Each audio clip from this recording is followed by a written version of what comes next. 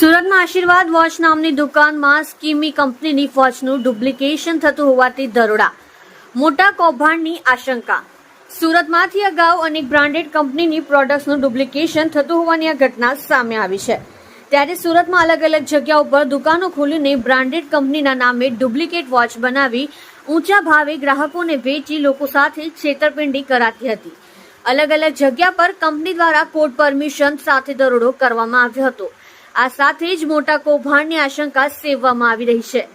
સુરતમાં અલગ અલગ દુકાનો પર દરોડા। સુરતના પૂણા વિસ્તારમાં આવેલા ઇન્ટરનેશનલ ફેશન માર્કેટમાં આવેલી આશીર્વાદ વોચ નામની દુકાનમાં સ્કીમી કંપનીની વોચનું ડુપ્લિકેશન થતું હોવાની વાત કંપનીના ધ્યાને આવી હતી।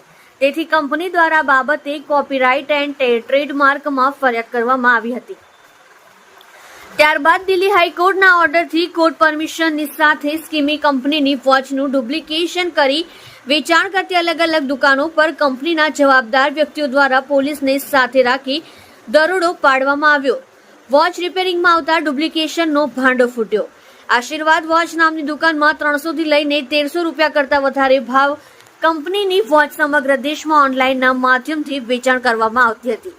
કંપનીના જણાવ્યા અનુસાર સર્વિસ સેન્ટરમાં જ્યારે સ્કીમની વોચ રિપેરિંગ માટે આવી ત્યારે વોચમાં રહેલા મિકેનિઝમ પર તેમને શંકા જણાય અને ત્યારબાદ ટેકનિકલ બાબતોની તપાસ કરતા સામે આવ્યું હતું કે આ વોચ ડુપ્લિકેટ છે અને તેમની કંપનીની પ્રોડક્ટનું ડુપ્લિકેશન થઈ રહ્યું છે।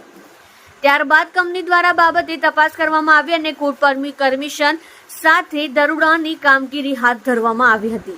અનેક બ્રાન્ડેડ કંપનીની વોચનું ડુપ્લિકેશન।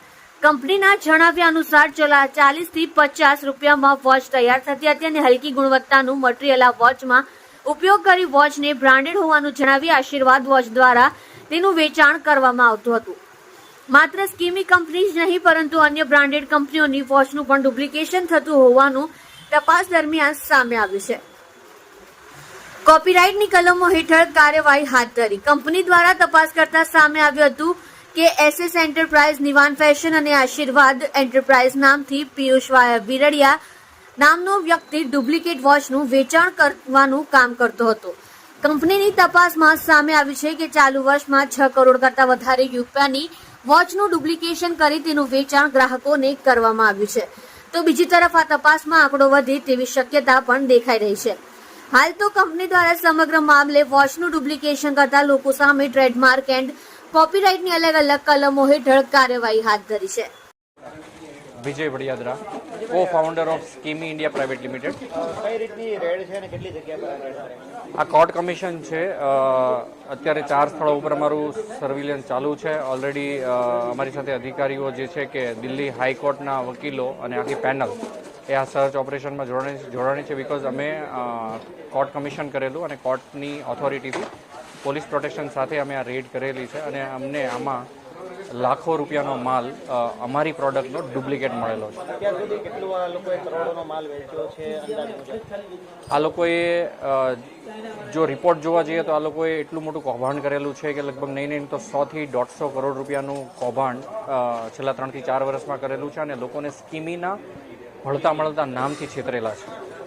હવે શું એક્શન છે ને વોચ કઈ રીતની ક્વોલિટીની હશે? અમારી ક્વોલિટી એટલી બધી સ્ટાન્ડર્ડ છે કે આજે ઇન્ડિયન જીશોક જો કોઈ કહેવાય તો એ સ્કીમી છે। અને ખાસ કરીને એક વાત કરું તો આ લોકોની જે ક્વોલિટી છે 40 થી 50 રૂપિયામાં બને છે અને 400 થી 500 લઈને 1000 રૂપિયા સુધીમાં લોકોને વેચે છે કે જેમની કોઈ વર્થ જ નથી।